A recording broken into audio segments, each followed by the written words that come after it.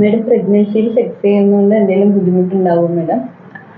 പല ഗർഭിണികളുടെയും സംശയമാണ് പ്രഗ്നന്റ് ആയിരിക്കുമ്പോൾ സെക്സ് ചെയ്യുന്നത് കൊണ്ട് കുഴപ്പങ്ങൾ ഉണ്ടാവുമെന്ന്. ലൈംഗിക ബന്ധം ചെയ്യുന്നത് കൊണ്ട് പ്രഗ്നൻസിയിൽ സാധാരണഗതിയിൽ കുഴപ്പമൊന്നും ഉണ്ടാവാറില്ല.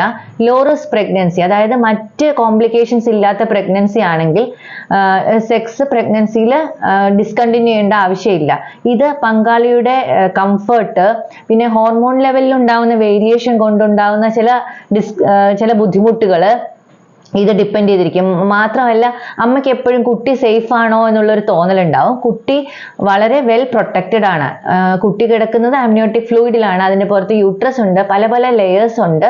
അതുകൊണ്ട് ആദ്യത്തെ മാസങ്ങളിൽ പ്രത്യേകിച്ചും ബ്ലീഡിങ്ങോ പ്രീവിയസ് ആയിട്ടുള്ള പ്രീടേം ഡെലിവറിയുടെ ഹിസ്റ്ററിയോ പ്ലസൻ്റ താഴെയാണെന്നോ അങ്ങനെ എന്തെങ്കിലും കോംപ്ലിക്കേഷൻസ് ഇല്ല, മൾട്ടിപ്പിൾ പ്രഗ്നൻസി അല്ല, അങ്ങനെയൊക്കെ ഉണ്ടെന്നുണ്ടെങ്കിൽ ഡോക്ടറോട് നിങ്ങൾക്ക് ചോദിച്ചതിന് ശേഷം അതിന് സെക്സിന് കുഴപ്പമൊന്നുമില്ല.